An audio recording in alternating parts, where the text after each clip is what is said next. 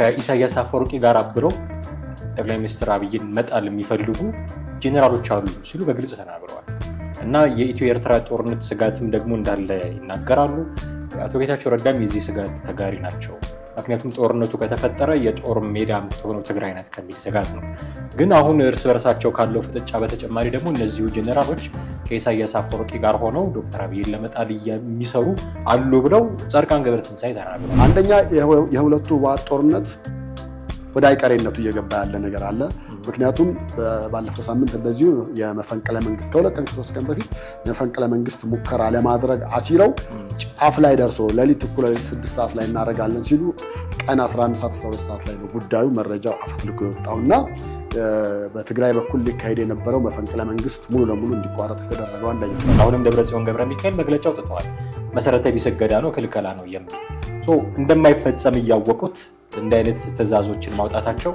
እንደው ዝም ብሎ ላለመቀመጥ እንደው ዝም አለ አቶ ጌታቸው ዝም አለ ላለመባል ካልሆነ በስተቀር ለውጥ የሚያመጣ ይመስላል ለነሱ ተዛዝ እንደሚታወቀው ህወሓት መሃል አዲስ አበባ ገብቶ አዲስ አበባን ማስተዳደር የቻለው በአማራ ህዝብ ወይ ደግሞ በአማራ ተዋጊዎች ይሁንታ እንጂ ደርግን አሸንፈው አይደለም ደርግ ላይ የደርግ ሽንፈት ላይ የአማራ ህዝብ አብሮ ታግሎ የገባበት ነው ከዛ በኋላ ነው እንግዲህ ወንበር ከያዙ በኋላ ህወሓት ያቋም ለውጥ ያመጣው ያመለካከት ለውጥ ያመጣው የተለያዩ ነገሮችን ያመጣው ነገር ግን በፊትም የነበረው ሰሜናዊ ጥምረት ብለህ ልትለው ትችላለህ በቃ አማራና ትግራይ አንድ ላይ ስለሆነ ነው ኢትዮጵያ ውስጥ ያለው መንግስት እስከመለወጥ ደረጃ የደረሰው ማንንም እንዲበሉ ብሎ የሚቆጣቸው የለም እስካሁን ድረስ እንደምታየው ትጥቅ አልፈቱም የፕሪቶሪያ ስምምነት በአንዶር ውስጥ ትጥቅ እንዲፈቱ ነበር የሚያስገድደው እነሱ ጭራሽ ቲዲኤፍ አለ ብለው መፈንቅለ መንግስት ለማድረግ ሲያሲሩ ነው የምታያቸው ማንንም ኢትዮጵያ ውስጥ ሌላ ማንኛውም አካል በዚህ ልክ ሲንቀሳቀስ አይተናናቅ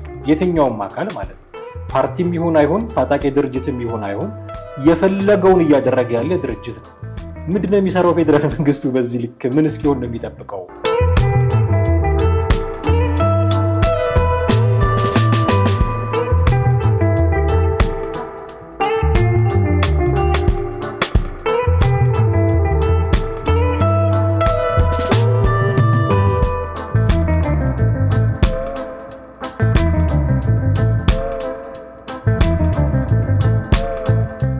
ሰላም እንዴት አላችሁ ውድ ቤተሰቦቻችን ሐመር ሚዲያን እየተከታተላችሁ ነው ወቅታዊ ፕሮግራማችን ላይ እንገኛለን ቴዎድሮስ ካሳና ማደገፋ ከናንተ ጋር ቆይታ እናደርጋለን ዛሬ በሐመር ወቅታዊ ፕሮግራማችን የትግራይ ክልልን ወቅታዊ ፖለቲካዊ ትኩሳት እንዳሰሳለን የታገዱ ጄኔራሎች አሉ የአቶ ጌታቸው ረዳና የዶክተር ደብረጽዮን ገብረ ሚካኤል ፍጥጫም ከሰሞኑ በጣም የተካረረ መስሏል እነዚህን ጉዳዮች ያነሳሳን ነው ቆይታ እናደርገው እስከ ፕሮግራማችን ፍጻሜ ድረስ አብራችሁን ተቆዩ ዘንድ ያከብሩት ግብዣችን ነው ከኛ ጋር ሆኖ ቴዲ እንዴት ነህ እንዴት ናማ ሰላም ነው አለን ቀስ ያለ ይሄድ የነበረው የትግራይ ክልል ፖለቲካ አሁን በጣም የለየለት አይነት ፍጥጫ ውስጥ የገባ ይመስላል ጊዜያዊ መስተዳድሩን የሚመሩት አቶ ጌታቸው ረዳ እግዶች ማውጣት ጀምረዋል ከዚህ በፊት ለሌተናል ጄኔራል ታደሰ ወረደ የመጨረሻ ማስጠንቀቂያ ሰጥተው ነበር ጎራህን ላይ የሚል አይነት የሚመስል ከዛና ከዚህና አይነት የሚመስል የመጨረሻ ማስጠንቀቂያ ሰጥተው ነበር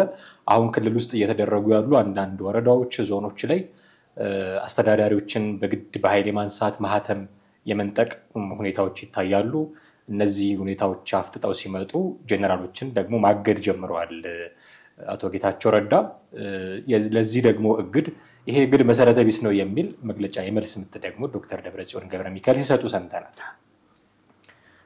የፕሪቶሪያ ስምምነት ላይ በራሱ መግባባት እንደሌላቸው ነው አሁን ከሰሞኑ የትግራይ ክልልን ሉዓላዊነት የጣሰ የትግራይ ክልል መንግስትን እንዲፈርስ ያደረገ ስምምነት ፈርሞ የመጣው ጌታቸው ረዳ ነው የሚል ክስም ደግሞ ማቀራረብ ጀምረዋል ወደ ኋላ ሄዶ የፕሪቶሪያን ስምምነቱ ለመጠየቅ ጀምረዋል እና አሁን ያለው ሁኔታ በጣም አሳሳቢ ነው እውነቱን ለመናገር ትግራይ ክልል ውስጥ ምን ይፈጠር ይሆን አሁን ያ የምንፈራው ደም መፋሰስ ሊከሰት ይሆን የሚል ጉዳይ እንዲህ አይነት ስጋትም እንዲያድርብን እያደረገ ያለ ነው ከሞላ ጎደል ግን እንደው መግቢያ እንዲሆነን ጠቅላላ ሁኔታውን አሁን ያለውን ስንቃኘው ምን ማለት እንችላለን ወይል እንግዲህ አሁን በሁለቱ ዋሃቶች መካከል የሚካሄደው ውይይት ከጊዜ ወደ ጊዜ እየተካረረ ነው የመጣው አንተ እንዳነሳው ደግሞ አሁን የፕሪቶሪያው ስምምነትን መቼም የማይረባ ነው ወይ ደግሞ የተፈረመውን ነገር በደንብ አናቅም የሚሉ ወይ ደግሞ ሌሎች ነገሮች እናንሳ ብለው ካሉ እንግዲህ የደብረጽዮን ቡድን ነው ጌታቸው ረዳን ዞሮ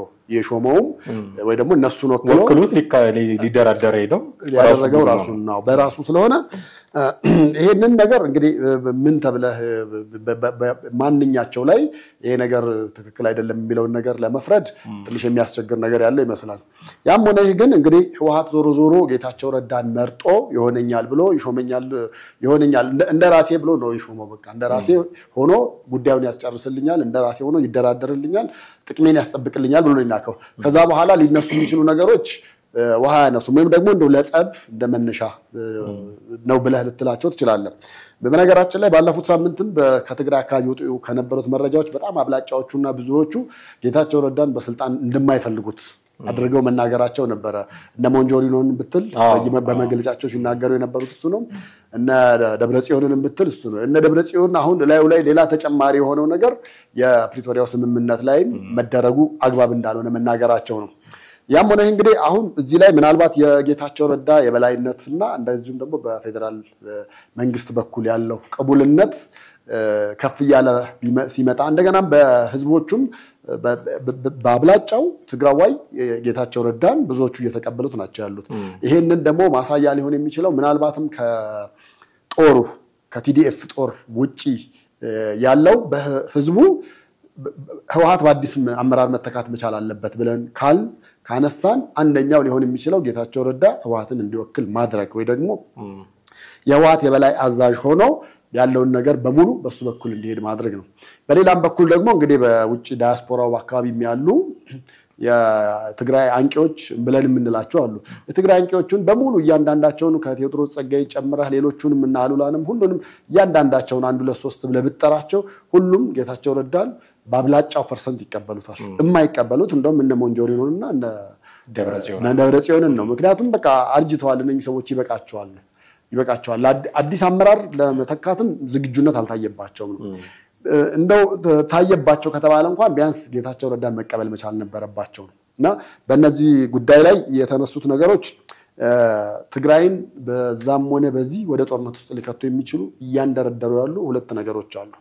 ማን ተዋቸው ወይ ደግሞ እንደቀላሉ ልተዋቸው ማትለው ማለት ነው። አንደኛ የሁለቱ ህወሓት ጦርነት ወደ አይቀሬነቱ እየገባ ያለ ነገር አለ። ምክንያቱም ባለፈው ሳምንት እንደዚሁ የመፈንቅለ መንግስት ከሁለት ቀን ከሶስት ቀን በፊት የመፈንቅለ መንግስት ሙከራ ለማድረግ አሲረው ጫፍ ላይ ደርሶ ሌሊት 6 ሰዓት ላይ እናረጋለን ሲሉ ቀን 11 ሰዓት 12 ሰዓት ላይ ነው ጉዳዩ መረጃው አፈትልኮ የወጣውና በትግራይ በኩል ሊካሄድ የነበረው መፈንቅለ መንግስት ሙሉ ለሙሉ እንዲቋረጥ የተደረገው አንደኛ። ሁለተኛ የዚህ በአዲግራት ከትናንት ወዲያ ላይ እንደዚሁ ጊዜ አስተዳደሩን ቢሮ ሰብረው የማህተም ዕቃዎችና ሌሎች መገልገያ ዕቃዎችን የመውሰድ ሙከራ ተደርጎ እሱም ከሽፏል። እንግዲህ ከዛ በኋላ ነው በእነዚህ በሶስት ጀነራሎች ላይ በሶስት የጦር አዛዦች ላይ ጌታቸው ረዳ ደብዳቤ ጻፉ የተባለው። እንግዲህ እነዚህ ሶስት ከፍተኛ የጦር አዛዦች የተባሉት አንደኛው ሜጀር ጀነራል ዮሐንስ ወልደ ጊዮርጊስ የተባሉት ናቸው። እኚህ የደቡብ ግንባር አዛዥ ናቸው። ሁለተኛው ሜጀር ጀነራል ማሾ በየነ የተባሉት ናቸው። እሳቸው ደግሞ የምስራቅ እዝ አዛዥ ናቸው የተባሉት።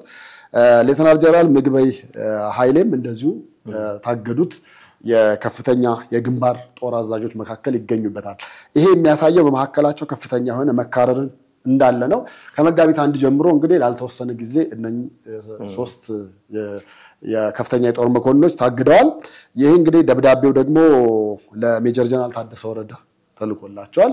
ይሄን ማስፈጸም የሚጠበቀው እንግዲህ የሜጀር ጀነራል ታደሰ ወረደ ይሆናል ማለት ነውና እነዚህ ነገሮች በጣም የገፉና የአንድ ልክ እሳተ ገሞራም ሊቀጣጠል ሲል ወይ ሊፈነዳ ሲል የሚታየውን አይነት ነገር በአብዛኛው ያየን ያለነውና ከለታት አንድ ቀን ምናልባትም ከኢትዮ ኤርትራ ጦርነት ቀድሞ የውስጥ ጦርነት ይፈነዳል የሚል ግምት ነው ያለኝ። በጣም ከፍተኛ ስጋት ያለው ነው። ግን አሁን የትግራይ ክልል ውስጥ ያለውን ሁኔታ ስናየው የሆነ ስርዓት አልባ መሪ አልባ አሁን ታደሰ ወረደ እንዲያስፈጽሙ የትእዛዝ ተሰጣቸው እንጂ ታደሰ ወረደ ይህንን ነገር ለማስፈጸም አሁን ላይ አቅሙስ አላቸው ወይ? ምክንያቱም ያፈነገጡ ናቸው እንደሚታወቀው ከጊዜያዊ መስተዳደሩ ስርዓት ከመዋቅሩ ውጭ ሆነው ኢቭን እሱንም ደግሞ ለመፈንቀል የሚንቀሳቀሱ ናቸው ሶ እንዲያታድርጉ ብሎ የሚቆጣቸው ሰው ያለም አይመስለኝም ቢቆጣቸውም ተሰሚነት አያገኝም እንደው እንደዚህ ያደረኩኝ ለማለት ካልሆነ በስተቀር ያቶ ጌታቸው ረዳ ጄኔራሎቹን አግጃለሁ ማለትስ ምን ያህል ውጤት ያመጣል ምክንያቱም ከዚህ በፊት እኔ ማስተዳድረው መዋቅር ነው መምራት ያለበት ብሎ ከንቲባ ቢሾሙ በትይዩ ሌላ ከንቲባ ተሾሞባቸው አይተናል የሚያደርጉት ምንድነው በጣም ታች ያሉ ወረዳ ምናምን የሚያስተዳድሩ ሰዎችን እነ ደብረጽዮን ሰብስበው የሆነ ስብሰባ ጉባኤ ሲያደርጉ አግጃለሁ እናንተን አባረር ያለው ሲሉ የመሰረተ ቢስ ነው ማንንም ይሄንን ማድረግ አይችልም የሚል ወዲያው መግለጫ ይወጣባቸዋል አሁንም ደብረጽዮን ገብረ ሚካኤል መግለጫ አውጥተዋል መሰረተ ቢስ ገዳ ነው ክልከላ ነው የሚል ሶ እንደማይፈጸም ያወቁት እንደ አይነት ተዛዞችን ማውጣታቸው እንደው ዝም ብሎ ላለመቀመጥ እንደው ዝም አለ አቶ ጌታቸው ዝም አለ ላለመባል ካልሆነ በስተቀር ለውጥ የሚያመጣ ይመስላል የነሱ ተዛዝ ምናልባት በአንድ ጀንበር ላይ መጣ ይችላል ነገር ግን በሂደት ወይ ደግሞ ከቀን እየቆጠረ ሲመጣ በእርግጠኝነት ይሆናል የሚል ግምት አለኝ ምክንያቱም አሁን ባለው ሁኔታ ፌደራል መንግስት ጣልቃ አልገባም ፌደራል መንግስት ጣልቃ ካልገባ ደግሞ ሁለት ወርስ በርስ ያላቸውን ነገሮች መፍታት መቻል አለባቸው አንደኛ ሁለተኛ ጊዜያዊ አስተዳደሩ ይጣፍጥን ሚምረርም መቀበል ግዴታቸው ነው በነገራችን ላይ አሁን የደብረጽዮን በህይወት መትረፍና እስካሁን መኖር ነው ይሄ እነዚህ አይሉት ነገሮች የበለጠ የተጋነኑ የነ ሞንጆሪኖ በህይወት መኖር ነው እንጂ እንደነሱ መስፍን እዛው በረሃ ውስጥ ቀርተው ቢሆን ኖሮ እንደና አቦይ ፀሐዬ እዛው ቀርተው ቢሆን ኖሮ ቢያንስ አዲስ አመራር ሲመጣ ወይ ደግሞ አዲስ ወጣት አመራር መተካቱ አይቀርም በግድ ምክንያቱም የእድሜ ጉዳይ የሚገድባቸዋል የጤና ጉዳይ የሚገድባል በሞትም ከተለየ የግድ ሌላ አዲስ አመራር መምጣት አለበት አዲስ አመራር ቢመጣ ኖሮ ነገሮች እስካሁን ተስተካክለው መስመር ይዘው ነበር ነገር ግን አሁን ተወደደም ተጠላም የፌደራል መንግስቱ እንደውም በዚህ በኩል ትንሽ ወደ ሰፊነት ታይቶበታል ብዬ አስባለሁ ምክንያቱም ነገሮችን በኃይል ማድረግ ይችላል የፕሪቶሪያውን ስምምነት እንዳለ ሆኖ ነገር ግን ነገሮችን በኃይል ማድረግ ይችላል ለምሳሌ እነ ደብረጽዮን የሚመኩበት እንደሌላው መንግስት ባንኩም ታንኩም ይዘውታል ብለን አይደለም የምንለው ባንኩን አልያዙትም ታንኩን ግን ይዘውታል የቲዲኤፍ ናይል በተወሰነ መንገድ እነሱ ስለሆነ የመሩት ያንቀሳቀሱት ያሉት ማለት ነው ስለዚህ የጌታቸው ረዳ ንግግር ወይ ደግሞ እገዳ በተወደደም ተጠላም ይሰራል የማይሰራ ከሆነ ሌላ ተጨማሪ ነገሮች ወይ ደግሞ ከስር ያሉ አስፈላጊ ናቸው ተብሎ የሚባሉ እርምጃዎችን ቀስ በቀስ ይወሰዳል ብዬ አስባለሁ ከሱ በላይ አሁን የነጻድቃንም አንደኛው አሻሚ ነገር ውስጥ የመሆናቸው ነገርም የትግራይ በተለይ ጊዜ አስተዳደሩ ራሱን ችሎ በሁለት እግሩ መቆም እንዳይችል ወይም ደግሞ አንካሳ እንዲሆን አንደኛው ምክንያቱም እሱ ነው ብዬ ነው ማስበውና የነጻድቃን ለምሳሌ ከነሱ የሚያሳስባቸው ከሁለቱ ህወሓት አለመስማማት ይልቅ የኢትዮ ኤርትራ ጦርነት ይጀምራል አይጀምርም ዛሬ ነው ነገ ነው የሚጀምረው የሚለው ነገር ነው የሚያዩ ያሉት በአንድ በኩል ደስተኛ ናቸው በሌላ በኩል ደግሞ ደስተኛ አይደሉም አሁን ከትናንትና ወዲያ ነው በጻፉት አንድ ጽሁፍ ነበር ጦርነቱ ቢጀመር ደስ ይላቸው የሚችለው ምናልባትም የኢትዮጵያ መንግስት ወግቶናል ብለው ስለሚያስቡ የኢትዮጵያ መንግስት መወጋቱ በራሱ በኤርትራ በአንድ በኩል ደስተኞች ናቸው በሌላ በኩል ግን ተወደደም ተጠላም የጦርነት ቦታው ወይም የጦርነት ሜዳው ደግሞ የሚሆነው ትግራይ ውስጥ ነው ያ ደግሞ በራሱ ራሱን የቻለ ስጋት ሊፈጥርባቸው እንደሚችል ጻድቃንን በዚህ መንገድ በጽሁፍም ያስቀመጡት ነገር አለና እዚህ ላይ የአቶ ጌታቸው ረዳ ትዕዛዝ ተቀባይነትን ያገኛል ምክንያቱም እንግዲህ በጀቱም ምንም ሁሉ ነገር ያለው በፌደራል መንግስት እጅ ነው ያ ማለት ደግሞ በጌታቸው ረዳ እጅ ነው ማለት ነው ስለዚህ የሚሰፈርላቸው ልክ የሚሰፈርላቸውን ምግብም ሆነ ደሞዝ ማንኛውንም ነገር ሳይወዱ በግድ እንዲቀበሉ ምክንያት ይሆናል ማለት ነው በሌላ በኩል አሁን ትናንትና ሌሊት እንደዚሁ የጦር መኪናዎች በትግራይ አካባቢ በአዲግራት አካባቢ መታየታቸው ተነግሯል ያ ነገር ደግሞ እንግዲህ የበለጠ ወደዛ አካባቢ ያለውን የጦርነት እንቅስቃሴ የበለጠ እንዲፋፋም የሚያደርገው ነው የሚሆነውና ያም ሆነ ይህ ነገሮች ወደ ከፋ ነገር ሊሄዱ ይችላሉ በስተመጨረሻ የጌታቸው ረዳ ቡድን ወይ ደግሞ የጌታቸው ረዳ ትዕዛዝ በአሸናፊነት ስፍራውን ይዛል ብዬ ነው ማምነው እርስ በርስ ካላቸው ፍጥጫ ደግሞ በዘለለ አሁን ሌተናል ጄኔራል ጻድቃን ገብረትንሳኤ እንዳሉት ከኢሳያስ አፈወርቂ ጋር አብረው ጠቅላይ ሚኒስትር አብይን መጣል የሚፈልጉ ጄኔራሎች አሉ ሲሉ በግልጽ ተናግረዋል እና የኢትዮ ኤርትራ ጦርነት ስጋትም ደግሞ እንዳለ ይናገራሉ። አቶ ጌታቸው ረዳም የዚህ ስጋት ተጋሪ ናቸው። ምክንያቱም ጦርነቱ ከተፈጠረ የጦር ሜዳ የምትሆነው ትግራይ ናት ከሚል ስጋት ነው። ግን አሁን እርስ በርሳቸው ካለው ፍጥጫ በተጨማሪ ደግሞ እነዚሁ ጄኔራሎች ከኢሳያስ አፈወርቂ ጋር ሆነው ዶክተር አብይን ለመጣል የሚሰሩ አሉ ብለው ጻድቃን ገብረትንሳኤ ተናግረዋል። እና ይህንንስ እንዴት ነው የምናየው? አሁን ባለፈው እኛ ከኤርትራ ሰዎች ጋር አልተገናኘንም ብለው ደብረጽዮን ገብረ ሚካኤል ክደው ነበር። በኋላም ወንጆሪኖ መጣችና ደግሞ ተነጋግረናል ደግሞ ማለት ጀመረች። አሁን ሌተናል ጄኔራል ጻድቃን ገብረትንሳኤ ደግሞ አሉ ከኢሳያስ ጋር የሚሰሩ ደግሞ አሉ ብለው ሰማው ወደ አቶ ጌታቸው ረዳ የሚወግን አይነት ሐሳብ ነው እሳቸው ሲያንጸባርቁ ምናየው በአብዛኛው። እና እንዲህ አይነትም ደግሞ ጉዳዮች ይነሳሉ። አገር ውስጥ ያለ ምንድነው ክልል ውስጥ ያለው እርስ በርስ ያለው ፍጥጫ እንዳለ ሆኖ በሁለቱ ሀገራት መካከል ሊፈጠር ለሚችለው ጦርነት ደግሞ እንደ ነዳጅ የሚያገለግሉ ጄኔራሎችም ደግሞ እንዳሉ እየሰማን ነው። መሀል ላይ ልክ ነው። መሀል ላይ ያሉ እንደ ነዳጅ ማቀጣጠያ በቃ በጥሩ ሆነው ጦርነቱን የበለጠ ሊያፋፉም የሚችሉ ጄኔራሎች መኖራቸው የማይካድ ነገር ነው። በጦርነቱ ምናልባትም ተጎጂ የምትሆነው የትግራይ ምድር ወይ ደግሞ የትግራይ ህዝብ ነው። ከዛ በዘለለ ግን ለፌደራል መንግስቱ በአንድ በኩልም አድቫንቴጅ ይዞ ይመጣል የሚል እምነት አለኝ። ምክንያቱም ሰሞኑን ከጠቅላይ ሚኒስትር ጽሕፈት ቤት የሚወጡ መረጃዎችን ጨምሮ በኢትዮጵያ መንግስት በኩል እየተደረጉ ያሉት እየተሰጡ ያሉት ትንታኔዎች በተለይ አሰብ ወደብን ወደ ኢትዮጵያ ለማምጣት እየተደረጉ ያሉ እንቅስቃሴዎች ለነዛ የጦርነቱ መጀመር ሊያግዘው ይችላል። መቼም ዝም ብሎ በቀጥታ ሄዶ እንደ በራሪ ወሮ ሄዶ መውሰድ አይችልም። ምናልባትም ጦርነቱ ይጀምራል። ከዛ በኋላ የተወሰነ ጊዜ ጦርነቱ ይቀጥላል። ከዛ አሸማጋይ ሀገራት ይመጣሉ። አንተም ባለበት ተባብለው በቆመው ድርድሩ ይጀምራል። ድርድሩ ሲጀመር ያን ጊዜ የኢትዮጵያ መንግስት አንደኛውና የመጀመሪያው ጥያቄ ሊሆን የሚችለው የአሰብ ወደብን ሙሉ ለሙሉ ወደ ራሱ የማምጣት ሊሆን ይችላል። ስለዚህ ለኢትዮጵያ መንግስት ጥሩ ሊሆን የሚችልበት አጋጣሚ አለ በአንድ በኩል። በሌላ በኩል ደግሞ ለምሳሌ በህወሓት ውስጥ ያለውና በጌታቸው ረዳን ተቃራኒ የሆነው ኃይል አለ። ያ ኃይል አላግዝም አልገዛም ወይም ደግሞ ከኢትዮጵያ ጎን ሆኜ አልደገፍም የሚል ነገር ካመጣ ሊወሰድበት የሚችለው ሌላ እርምጃ ነገር ምንድነው? ወታደራዊ እርምጃ ነው፣ ይመታ ነው የሚለው ነገር ነው የሚሆነው። ስለዚህ በዚህ አጋጣሚም ለማጥራት ለኢትዮጵያ መንግስት ጥሩ አማራጭ ሊሆንለት ይችላል ብዬ አስባለሁ። ዞሮ ግን ያው የትግራይ ምድር በዚህ ጉዳይ ላይ መጎዳቷ ወይም ደግሞ ህዝቡ ወደ ዳግም ጦርነት እንዳይገባ ያሉትን ነገሮች ያሰብን በጣም ብዙ ሙከራዎች እየተደረገ ነው። በነገራችን ላይ አሁን ባንኩ ስትሄድ ጥሬ ብር በየሳምንቱ እያለቀ እየተላከ ነው። ጥሬ ብር ብቻ አይደለም ሌሎችም ነገሮች ህዝቡ በቃ ይሄ ነገር አሁን የቃላት ጦርነቱ አብቅቶ ካንዳቸው ኃይል ቃታ የሚሳብበት ነገር ነው እየተጠበቀ ያለው። በዚህ ሁኔታ ላይ እያለ ህዝቡ ጦርነቱ ከዛሬ ነገ ይጀመራል የሚለው ሁኔታ ላይ ነው ያለው።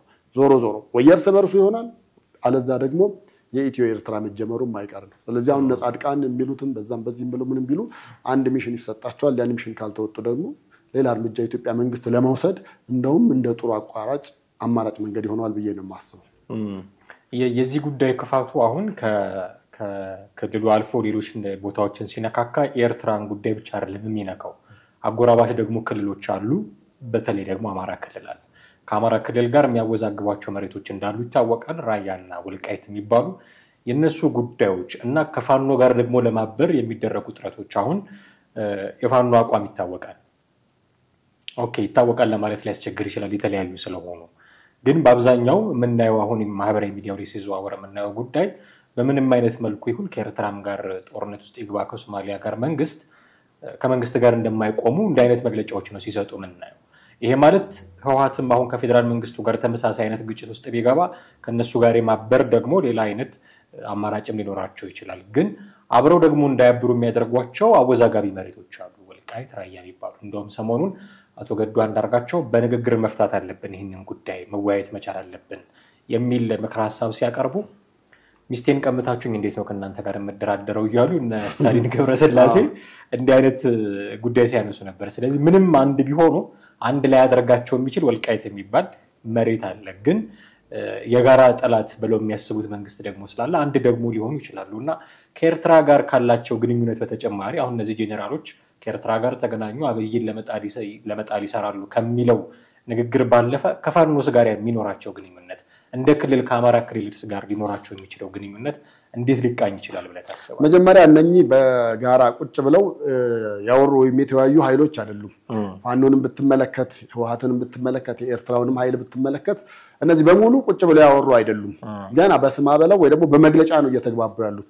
በመግለጫ እየተግባባ ያለን ኃይል እንዴት አድርገህ ነው አሰባስበህ መልሰህ አንድ አድርገህ ይሄን ነገር በዚህ መንገድ እናድርግ ወይ ደግሞ የኢትዮጵያን መንግስት መቀየር እንችላለን የሚለው ጋር መድረስ እንዴት ነው የሚቻለው? ስለዚህ እነዚህ ነገሮች መጀመሪያ ማለቅ ያለባቸው ነገሮች አሉ። ለምሳሌ ፋኖ ያነሳው ጥያቄ አለ፣ ህወሓት ያነሳው ጥያቄ አለ፣ የኤርትራ መንግስት ያነሳው ጥያቄ አለ። እነዚህን ጥያቄ መጀመሪያ በጠረጴዛ ዙሪያ ቁጭ ብለው ተወያይተው በዚህ መንገድ ሄደን ወታደራዊ ስልትም እኮ በጦርነቱ ስታደርግ ነገሮችን ተገናኝተህ አውርተህ ግንባር ለግንባር ቁጭ ብለህ አውርተህ ካርታ ሰርተህ ነው የምታደርገው እንጂ ቀጥታ በዚህ በኩል አንደኛው ዩቲዩብ ላይ ይናገራል፣ አንደኛው ደግሞ የቴሌቪዥን ጣቢያ ጠርቶ ይናገራል፣ አንደኛው በሶሻል ሚዲያ ገጹ ያወጣል። እነሱ ጋር ራሱ ያለው ነገር አንድ ወደ መግባባት የሚያመጣ ነገር አይደለም። አንደኛ። ሁለተኛ የኢትዮጵያ መንግስትን በዚህ ጉዳይ ነገሮችን ያስባቸዋል ብዬ አስባለሁ። አሁን ጦርነቱ ቢጀመር ምን ያህል ህዝብ ከጀርባ ይሰለፋል? አገር ውስጥ ያሉት ተላላኪ የሚላቸውን ማለት ነው ተላላኪ ያለን የሚጠራቸው ብዙዎቹ ወይ ደግሞ በውጭ ኃይሎች የሚታገዙ የሚደገፉ ነው የሚለው የሚታገዙ የሚደገፉ ስለመሆኑ በእኛ በኩል ማስረጃ ስለሌለ ይሄ ነው ብለን የምንናገረው ነገር የለም። ነገር ግን እነዚህ በውጭ ኃይሎች የሚደገፉ የሚታገዙ ለምሳሌ የኤርትራ መንግስት ይደግፋቸዋል ያግዛቸዋል ብሎ ካለኮ ሰው ነገ ጧትም ኢትዮ ኤርትራ ጦርነት ቢጀመር እነዚህ ኃይላት ተሰላፊነታቸው ከማን ጋር ነው የሚሆነው? ኤርትራው ጋር ነው የሚሆነው። ስለዚህ የኢትዮጵያ መንግስት እነዚህ ነገሮች በዚህ በኩል ያለውን ነገር ትቶ ወደ ያሉትን ነገሮች አስተካክሎ ወደ ጦርነቱ ከመግባታቸው በፊት ነገሮች መስተካከል መቻል ያለባቸው ይመስለኛል። እነዚህ ሶስቱ ኃይሎች ግን አንድ ይሆናሉ ብለህ ብትለኝ በየትኛው መንገድ አብሮ ለመሆን የጅብ ጓደኛ ነው የሚሆኑት። አይ ቲንክ ስትሄድ ከኋላ መሆን አትችልም፣ ጎን ለጎን ሆነ ነው። ምክንያቱም ከኋላ ከሆነ ያጠቃኛል የሚለው ነገር ለምን ሶስቱም የራሳቸው የሆነ ፍላጎት አላቸው። ሶስቱም የራሳቸው ኢንተረስት ያስቀመጡት አለ። አይነኬ ብለው ያስቀመጡት ነገር አለ። አይነኬ ብለው ያስቀመጡትን ነገር የኢትዮጵያ መንግስት ብቻ ነው የሚያልፈው ወይንስ የኤርትራ መንግስት ደግፎ ይነሳላቸዋል? የማይሆን ነገር ነው።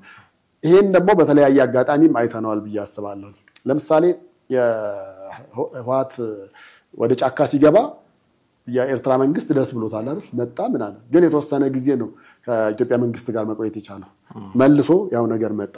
አሁንም ደግሞ የመንግስት ለውጥ ቢደረግም ዞሮ ከኤርትራ ጋር ያለው ነገር እንደዚሁ እየገባ እየወጣ የሚቀጥል አይነት ነገር ስለሆነ መቋጫ የለውም ብዬ ነው የማስበው። ስለዚህ የነሱም አንድ ሳይሆኑ ወደዚህ ነገር እንመጣለን ማለቱ የማይሆን ነገር ነው። በመግለጫ የምትነጋገረው ነገር በምልክት ቋንቋ የሚግባቡት እንኳን የበለጠ ነገሮችን መግለጽ ይችላሉ ብዬ አስባለሁ። እነዚህ እኮ ምንም ግንባር ላይ ቁጭ ብለው እንደዚህ ያወሩበት አይነት ነገር የለም። ለምሳሌ እኮ ሞንጆሪኖ የተናገረችው አለ አይደል? ባለፈው እናወራ ነበር ብላለች። ያወሩት ነገር ምንድነው ሊሆን የሚችለው? መጀመሪያ መሬታችንን ልቀቁን እንደሆነ የኢትዮጵያ መንግስት ነው በዛ ጉዳይ መነጋገር ማውራት የሚችለው።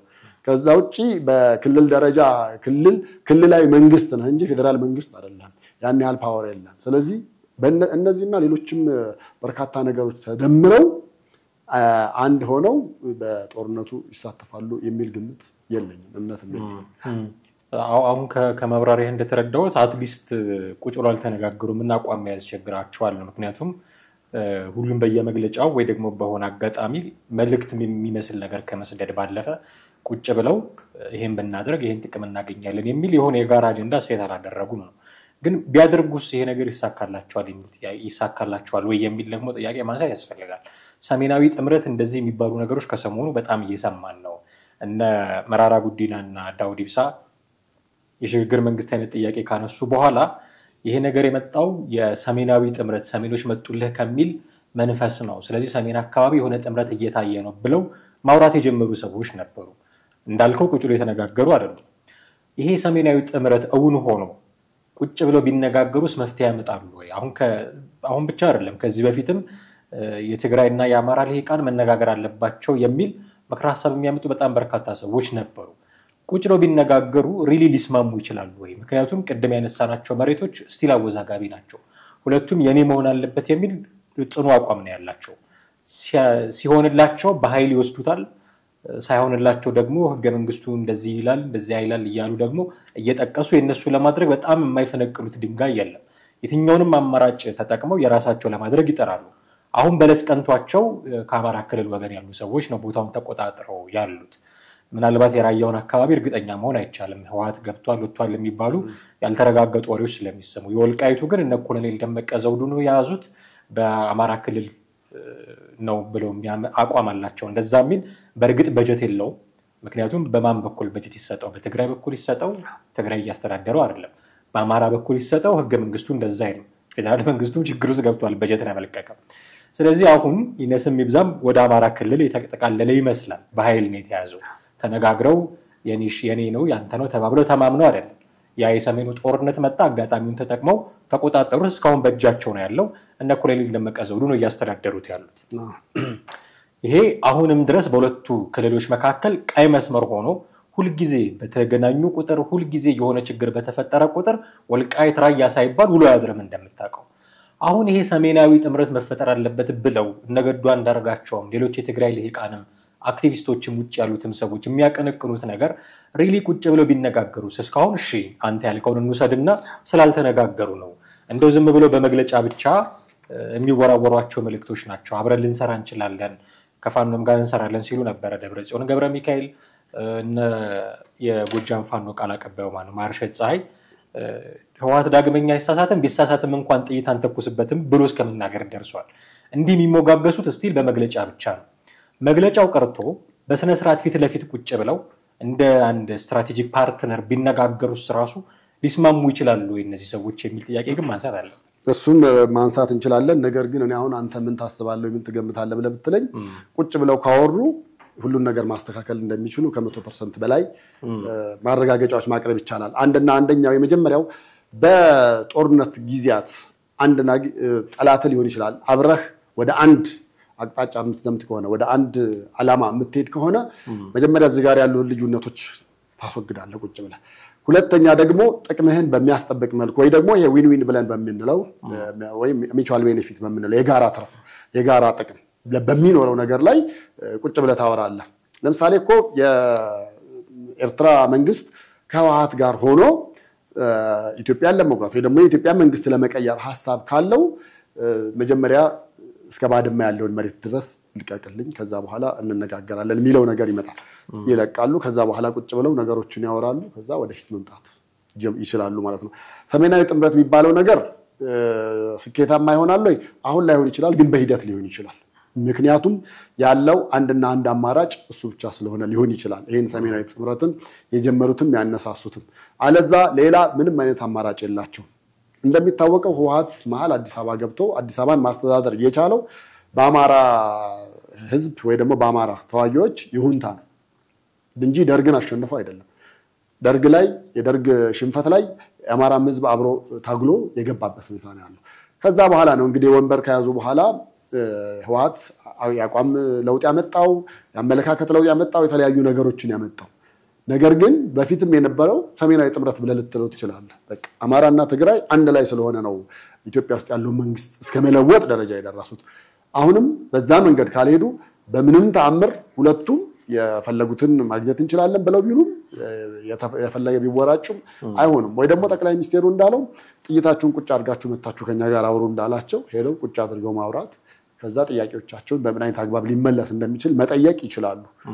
ከሁለቱ አማራጮች ውጪ ግን በየትኛውም አይነት መንገድ አንዱ አንዱን ጥሎ ወይም አንዱ አንዱን አንጠልጥሎ ብቻ ውጤት ይበቃል ብለህ ብትል የዜሮ ድምር ውጤት ነው የሚሆነው። ዝም ብሎ ዓመተ ምህረት መቁጠር ነው የሚሆነው። ዓመተ ምህረት ፋኖ ምን እያለ ነበር ሲፎክር የነበረው? 2017 4 ኪሎ ጠብቁን ነበር አይደል? 2017ን ገና የምናከብረው 4 ኪሎ ነው ብሎ ገና አይደል? አዎ እሺ። አሁን ደረጃ ላይ ነው 2019 አንደኛ እሱ ነው። ሁለተኛ የትግራዩም እኮ በነገራችን ላይ የቲዲኤፍም እኮ ሐሳብ ሳይኖረው ቀርቶ አይደለም፣ ግን በየትኛውም መስመር ማለፍ አይችልም። በየትኛውም መንገድ ማለፍ አይችልም። እያንዳንዱ የአማራን መሬት ረግጦ ነው ወደ መሀል ከተማ መምጣት ከፈለገ። ለዛ ደግሞ የአማራ ታጋይ ይሁንታን በግድ ማግኘት መቻል አለበት።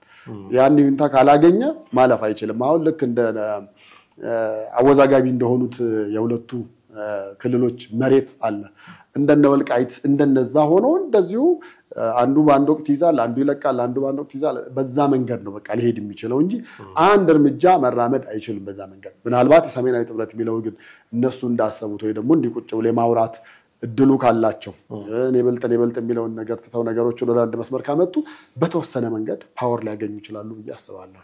ይሄ ነው። ከዛ በዘለለ መቼም መሀል ከተማን የማይታሰብ ነው የሚሆነው። ምናልባት መፍትሄው ሊሆን የሚችለው አንተ እንዳልከው መነጋገሩ ሊሆን ይችላል። ግን አሁን ተነጋግረው ሊስማሙበት የሚችለው አንድ ፖሲቢሊቲ ካለ የጋራ ጠላት አለን በሚለው ነው። መንግስት ላይ ሁለቱም ከተነሱ ሊያደርጉት ነው የሚችሉት እሱን ነገር ነው። አሁን ፋኖ በዚህ አቋም ላይ ነው ያለው። የህወሓት አንዱ ክንፍ ወደዚህ አይነት አቋም ያደላ ሊሆን ይችላል። ከኤርትራ ጋር ካበር እሱ የመንግስት ተቋሚ ነው ማለት ነው በሌላ አማርኛ።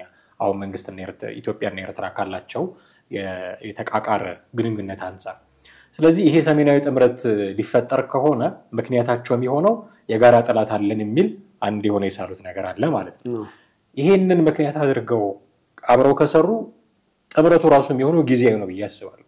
ተነጋግረው ተስማምተው የጋራ ጠላት አለን ብለው እርምጃ ቢወስዱና እንበልና ቢሳካላቸው በማግስቱ ወደ በይዶሮዳ አስቀምጡት ወደ ራሳቸው ጥያቄ መመለሳቸው ደግሞ የማይቀር ነው የሚመስለውና ጊዜያዊ የሚሆን አይመስልም። ልክ ነው። ጥምረቱ እሱን ጊዜያዊም ዘላቂታም ያለው ልታረገው ትችላለህ። ልታረገው የምትችለው ግን ራሱን የቻለ ህግ ደንብ መሰረት አውጥተህለት በዛ መንገድ መጓዝ የምትችለው ልክ የፕሪቶሪያው ስምምነት እንደምትለው ሰሜናዊ ጥምረት ስምምነት ብለህ ደግሞ እዛ ላይ የምትጽፋቸው ነገር የፕሪቶሪያው በራሱ ብዙ አላስከበለው ማለት እንደዚህ የሚሉ የማንደነው ሉዓላዊነታችንን የሻረ ነው ይላሉ እንትን ይላሉ። ግን ልክ ነው። ግን በዞሮ አንዱን ጥለህ አንደኛውን ጥቅምህን ትተዋለህ፣ አንደኛውን ጥቅምህን ደግሞ ትይዛለህ። በዛ መንገድ ነው ልትጓዝ የምትችለው እንጂ በአልጋ ባልጋ በሆነ መንገድ ወይ ደግሞ ያኛውንም ይሄኛውንም ተጠቃሚ በሆነ መንገድ ለምሳሌ ወልቃይትን ለማን ሰጥተህ ነው? ለአማራ ብትሰጥ ትግራይ ያኮርፋል፣ ለትግራይ ብትሰጥ ደግሞ አማራ። ስለዚህ ሁለቱ መሆን አይችልም። በቃ ወይ መጀመሪያ የነበረበት ድንጋዩ እዚህ ጋር ነበር። ይሄን ድንጋይ መጀመሪያ ከጸቡ በፊት የቱ ጋር ነበር ድንጋዩ ያለው ወይ ደግሞ መስመሩ እዛ መስመር ላይ ወስደህ ታስቀምጠዋለህ። ያ መስመር ዘር ከተቀመጠ በኋላ ቁጭ ብለህ ወሬን ትጀምራለህ። አለዛ ይሄ ድንጋይ ከሂደት በኋላ አልፎ እዚህ ጋር ከተቀመጠ በኋላ በቃ እዚህ ጋር ነው ቁጭ ብለን የምናወራው ብለህ ካልክ ነው መሆን የለበትም። እኔ መጀመሪያ ያለበት ትላለህ፣ አንተ ደግሞ ነው አሁን ያለበት ትላለህ። በመሃል ሳንስማማ ጊዜያችንን ብቻ ባክነን እንደዚሁ አይን ላይን እንደተያየን ወይ ደግሞ እንደተጠባበቀን እርስ በርስ እንደውም ከሌላው ጠላት ይልቅ ሁለታችን እርስ በርስ ጠላት ሆነን ነው ልንዘልቅ የምንችለው። አለዛ እንደተባለው አንዱን ጥለህ አንደኛውን ይዘህ በዊን ዊን በሆነ ነገር መጓዝ የሚቻለው አንድና አንድ አማራጭ እሱ ብቻ ነው ብዬ ነው የማስበው። አንድ የመጨረሻ ጉዳይ እናንሳ፣ የፌደራል መንግስቱን ጉዳይ እናንሳ። ህወሓት አሁን ትክክሉን ለመናገር እኔ ይገልጸው ይሆን አላውቅም እንደ ስለት ልጅ እየተንከባከብ ነው ያለው ድርጅት ቢኖር ህወሓት ነው ብዬ ነው የማስበው። እንዴት በምርጫ ቦርድ ማስጠንቀቂያ ሲሰጠው መሰረተ ቢስ ነው ብሎ መግለጫ የሚያወጣ ጠቅላይ ሚኒስትሩ ራሳቸው የሾሙትን ጊዜያዊ አስተዳደር አልቀበልም ብሎ በፈንቅለ መንግስት ለማድረግ ያው ሰዓት የሚበርጥ ለሊት 6 ተኩል አድርገው ወይስ ቀን 11 ተኩል አድርገው እያለ እንደ ሀብታም ልጅ የሚሞላቀቅ ከንቲባ ላይ ከንቲባ የሚደርብ የወረዳ ጽህፈት ቤቶችን ሰብሮ ገብቶ ማህተም የሚሰርቅ ኢቭን ህዝቡ አሁን እንቢ ማለት ጀምሯል። እንደምታውቀው ለእናንተ ብሎ የሚሞት ወጣት የለም ብሎ እንደውም በቅርቡ አቶ ጌታቸው ረዳ ያደረጉት ስብሰባ ላይ የምታደርጉትን አድርጉ ብለው ከጌታቸው ረዳን ጭምር ማስጨነቅ ጀምረዋል። የምታደርጉትን አድርጉ ማለት የደብረ ጽዮን ህወሓት የምትወስዱትን እርምጃ ውሰዱ፣ ስለዚህ ድጋፋችን አላችሁ ነው እኮ አይደል? ደጀናችሁ ነን እኮ። ስለዚህ የህዝብም በተወሰነ ሙሉ ለሙሉ ማለት ይቸግራል። የህዝብም ደግሞ ተቃውሞ እየገጠመው ያለው ቡድን ነው ደብረ ጽዮን ገብረ ሚካኤል የሚመሩት ህወሓት። ባሻቸው ጊዜ እየወጡ የፌደራል መንግስቱን ተቋማት ምርጫ ቦርድን የመሰሉ ተቋማት የሚሰጧቸውን ትዕዛዞች የሚሽሩ ናቸው እነዚህ ሰዎች። ማንም እንዲበሉ ብሎ የሚቆጣቸው የለም እስካሁን ድረስ። እንደምታየው ትጥቅ አልፈቱም። የፕሪቶሪያ ስምምነት በአንድ ወር ውስጥ ትጥቅ እንዲፈቱ ነበር የሚያስገድደው።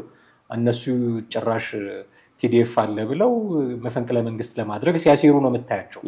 ማንም ኢትዮጵያ ውስጥ ሌላ ማንኛውም አካል በዚህ ልክ ሲንቀሳቀስ አይተናናቅ። የትኛውም አካል ማለት ነው ፓርቲም ይሁን አይሁን ታጣቂ ድርጅትም ይሁን አይሁን የፈለገውን እያደረገ ያለ ድርጅት ነው። ምንድነው የሚሰራው ፌደራል መንግስቱ በዚህ ልክ ምን እስኪሆን ነው የሚጠብቀው? ከዚህ በፊት ለጦርነት የጋበዛቸው ነገሮች ታስታውሳለህ? ምርጫ ማድረግ አለማድረግ የሚሉ ናቸው። አሁን ከዛ አልፏል። ምርጫ ከማድረግ ካለማድረግ አልፎ መፈንቅለ መንግስት ሁሉ መሆን ደረጃ እየደረሰ ነው። እና ጠቅላይ ሚኒስትሩ ራሳቸው የሾሟቸውን አቶ ጌታቸው ረዳን አንፈልግም። አሁን ሞንጆሪኖ ባለፈው ስትናገር ነበር። አቶ ጌታቸው ረዳ የኛ ፕሬዝዳንት አይደሉም፣ እኛ ሽረናቸዋል። አሁን ፈትለወርቅን ሞንጆሪኖን እሷ ላይ እርምጃ ለመውሰድ ለመቆጣት ሌላ ምንም ማስረጃ እንደምታየው በቃ አንስተነዋል የሚል ቃል በቃል ተናግራለች። እነ ደብረጽዮን ገብረ ሚካኤልም ይሄው ነው አቋማቸው። ምንድነው የሚጠብቀው ፌደራል መንግስቱ? ህወሓት እንግዲህ ስለት ልጅ ከሆነ ውሎ አድሯል። በጣም ለረጅም ጊዜ ነው። ነገር ግን ያው እንደዚህ አይነቱን ነገር የፌደራል መንግስቱ ወደደም ጠላም በጣም በጥንቃቄ መያዝ መቻል ያለበት ነገር ስለሆነ ነው። ለምሳሌ ሌላ ቦታ ቢሆን አሁን ሌላውን ጥለህ እንኳን እዚህ ኦነግ ሸኔ አለ የተባለበት ቦታ ላይ እኮ እንደፈለገ ሄዶ ደብድቦ ይመጣል። አሁን ግን ትግራይ ውስጥ ያን ነገር ለማድረግ የትግራይ ህዝብ አግዘውም ለማለት አይደለም ወይ ደግሞ የማንም ይሁንታን ከመጠበቅ ነገር አይደለም። ከዚህ በፊት በጦርነቱ ጊዜ የነበሩትን ነገሮች ስለሚያቅ ኢቭን ዓለም አቀፍ ኢትዮጵያ ውስጥ ያሉ በጣም ብዙ ያያቸው ማዕቀቦቹንም በላቸው ምንም በላቸው ትግራይ ውስጥ በነበረ ጦርነት ላይ በነበሩ የአስተሳሰብ ችግሮች የመጡ ናቸው። በአስተሳሰብ ችግሮች ነው እንጂ እነ ደብረጽዮንም ሳይቀር እኮ የዘር ማጥፋት የሚባለው ነገር የለም ውሸት ነው ብለዋል። እሱን ትተህ የነሱ አክቲቪስቶች ራሱ አይ ዘር ማጥፋት ምናምን የሚባል ነገር እሱ ጫወታ ነው የነበረው። ጦርነቱን ለማስቆም ወይ ደግሞ በጦርነቱ ላይ የበላይ ለመሆን ከተወሰዱት አንደኛው የትልቅ የቃላት ጫወታዎች የነበረው ይሄ ነበር። ጄኖሳይድ የሚለው ነገር ነበር። ስለዚህ አሜሪካን ጨምሮ ሌሎች ዓለም አቀፍ ተቋማትም እነዛን አምነው እርምጃ እስከመውሰድ የኢትዮጵያ መንግስት ላይ እርምጃ እስከመውሰድ የተደረሰው በእነዚህ ምክንያት ነው። ስለዚህ ይሄን ነገር አሁንም በጥንቃቄ ካልያዘው እግርህ ላይ ያለችውን ጣት ላይ ያለችውን ቁስል ቆርጠህ ካልጣልካት አለዛ ደግሞ በእንክብካቤ ካልያስካት አንተም ረፍት ትነሳለች ወይ ጤና ትሰጥም ወይ ረፍት ማሰጥም እንደዛ አይነት ነገር ነውና ህወሓት ጣት ላይ ያበቃ እሱ ጋንግሪኑ መቆረጥ አለበት እኮ ብለው የነሱ ኃላፊዎች በጣም ብዙ ጊዜ ተናግረዋል። በቃ የጋንግሪን አለበት ያ ደግሞ መቆረጥ ብቻ ነው እንጂ ያለው መቼም አይድንም ብለው ስለ ህወሓት ቀድመውም ደጋግመውም ተናግረዋል። ነገር ግን ለኢትዮጵያ መንግስት ደግሞ ምንድነው የትኩስ ድንች ነው የሚባለው እንደዛ ነው እንዳይርበህ እንዳርበሃል እንዳትበላው ያቃጥላል እንዳትወርበሃል አይነት ነገር ሆኖበት ነው እንጂ ምንም አይነት የተለየ ነገር ሆኖ አይደለምና ይሄ ለመንግስትም በቃ በከፍተኛ ሁኔታ የሚያየው ነው። እርስ በርስ ከጀመሩ እሰየው ግን አሁን ፊሽካውን ማን ነፍቶት ማን ይጀምረዋል ነው አሁን ፉከራን የምታየው ወይ ደግሞ ይሄ ኳስ ሜዳ ውስጥ ከመግባታቸው ፊት ያለ መሟሟቅ አለ አይደል ዱብ ነው ያየን ያለ ነው። ነገር ግን የትኛው ነው መሃል ገብቶ ፊሽካውን ነፍቶ ጀምር ብሎ የሚለው እሱ እስኪጀመር ድረስ ነውና የፌደራል መንግስቱ በዚህ ጉዳይ ጣልቃ ይገባል ብዬ አላስብም። ከሆነም በህጋዊ መንገድ ለተሾመው ወይ ደግሞ እሱ ለፈለገው እነ ሞንጆሪኖ አንፈልገውም ምናምን ይቀየር ብለናል ብለው ሲሉ ነው አይቀየርም ጌታቸው ነው በጌታቸው ቆርብ ያለው ብሎ ነው ፌደራል መንግስቱ ያለው። ስለዚህ እሱ ያለውን እንግዲህ የግድ ማድረግ አለባቸው ብዬ አስባለሁ። ያም ሆነ ይህ ግን አሁንም ለፌደራል መንግስቱም አስቸጋሪ ስለሆነ ለዛም ይመስለኛል እንደዚሁ በእንክብካቤ ይዞ ተቀምጦት ያለው እንጂ የአንድ ጀንበር ስራ ሊሆን ይችላል ብዬ አስባለሁ። ምናልባት ሚስ አንደርስታንዲንግ እንዳይፈጠር የፌደራል መንግስቱ ምን እየሰራ ነው ስል ለምንድነው ጦርነት የማይከፍተው ማለት ሳይሆን አትሊስት በአቋም ደረጃ ይሄ ነው የኔ አቋም የሚል ግልጽ አቋም ካለ በተለያየ ጊዜ አዲስ አበባ እየጠራ እንደሚያናግራቸው ይታወቃል። ሁለቱንም ወገኖች እርስ በርስ ብትስማሙ በመካከላችሁ ሰላም ቢፈጠር የሚል የማመቻመቻ አይነት ስራ እንደሚሰራ እናውቃለን። በተለያየ አጋጣሚ ይመጣሉ። የአፍሪካ ህብረት ስብሰባ ሰሞኑን መጥተው ስለ ፕሪቶሪያ ስምምነት ግምገማ መደረጉን እናስታውሳለን። በአቋም ደረጃ ግን አትሊስት የኔ አቋም ይሄ ነው የሚል ኮስተር ያለው አቋም እንደ መንግስት መውሰድ የለበትም ወይ? አሁን ለምንድነው ዝም ያለው ሲባል በብዙ የሚተረጉሙ ሰዎች አሉ። እናንተ ደግሞ ጦርነት እየቀሰቀሳችሁ ነው እንዲያሉ ነው። ጦርነት ምንድነው እርምጃ ወታደራዊ እርምጃ መውሰድ አለበት ሳይሆን ምንድነው አቋሙ? አሁን ትግራይ ክልል ውስጥ ያለው ጉዳይ የትግራይ ክልል መቼም የኢትዮጵያ አካል ነች ወደድንም ጠላንም መገንጠል እንፈልጋለን እያሉ የሚጎፈሉ ሰዎች ቢኖሩ አብረን ነው የምንኖረው ይታወቃል። የስልክም የፌደራል መንግስቱ ተቋም ነው በፈለገው ጊዜ ሊያቋርጠው የሚችለው 251 ነው። ገንዘብም ፈሰስ የሚደረገው ከዚህ ሆኖ ምናምን ስለዚህ አብረን እየኖርን ነው ወደድንም ጠላንም። በመታስተዳድራት የኢትዮጵያ አካል ናት በመተዳደራት ክልል ውስጥ እንዲህ አይነት ውጥረት ሲፈጠር አትሊስት አቋሚ ይሄ ነው የሚል የሆነ ሰው እንኳን ምንድነው የፌደራል መንግስት እየሰራ ያለው የፌደራል መንግስት አቋም ምንድነው ቢል ሪፈር ሊያደርግ የሚችል አቋም መያዝ የለበትም ወይ ብዬ ነው። እሱ ልክ ነህ። በሌሎች ክልሎች ላይ ቢሆን አንዳቸውን ክልል እንኳን ለደቂቃ እንደማይታገስ እርግጠኛ ሆኖ መናገር ይቻላል። የትኛውንም በሶማሌም ክልል አይተናል፣ በአፋርም በየትም አካባቢ አይደለም በፌደራል መንግስት ደረጃ እንደዚህ ዋና የበላይ የክልሉ መሪ ሆነው እንደዚህ የሚጎፈሉት አይነት ቀርቶ እታች ያሉት ትንንሾቹ ባለስልጣናት እንኳን የሆነ ነገር ሲያደርጉ እኮ ወዲያውኑ ሄዶ አንጠልጥሎ አመጣው ነው እዚህ ቃሊቲ የሚጥሉት። ስለዚህ ያን ሁሉ በሌላው ክልል የተደረገው በትግራይ ክልል አልተደረገም። አሁን በትግራይ ክልል እንደፈለገ ህወሓት እየፈነጨ ምን እያለ በቃ የኔ ግዛት የነች አባት ያያቶች ውርስ ነው ብሎ እንደፈለገ እየሆነ ነው ያለውና በዚህ ላይ የፌደራል መንግስት ያቋም መግለጫ ማውጣት ምን ማለቱ ምናምን ነገር ፋይዳ ላይኖረው ይችላል። ትንሽ ትንኮሳም ሊመስል ይችላል። ስለዚህ ተሾሞላቸዋል ከጌታቸው ጋር ያለውን ነገር እዛው መጨረሱ ጥሩ ነው። ያንን እያሰበ ያንን እየጠበቀ ይሆናል ብዬ ነው የማስበው። በእኛም በኩል ጦርነት ጀምሩ ፊሽካ ይነፋላችሁ ሳይሆን ተነጋግራችሁ የራሳችሁን ነገር አስተካክሉ። በጣም አመሰግናለሁ ቴዲ። ውድ ቤተሰቦቻችን እናንተም ከኛ ጋር ነበራችሁ ቆይታ እጅግ አድርገን እናመሰግናለን። ትግራይ ክልል ውስጥ የተፈጠሩ የሰሞናዊ መካረሮችን አስመልክተን የተከታተላችሁትን አይነት ፕሮግራም ወደ እናንተ አደረስን። በሚቀጥለው ጊዜ እንዲሁ ደግሞ በሌላ ፕሮግራም የምንጠብቃችሁ ነው የሚሆነው። ቴዎድሮስ ካሳና ማረገፋ ከእናንተ ጋር ቆይታ አደረግን። የተለያየ አይነት ሐሳብ አስተያየት እንደሚኖራችሁ ይጠበቃል። ደውሉልን፣ ጻፉልን። ለፕሮግራማችን ግብአት ይሆነናል። እሱን ማድረጋችሁን አትዘንጉ። በሚቀጥለው ጊዜ በሌላ ፕሮግራም እናገኛችኋለን። ጤና ይስጥልን።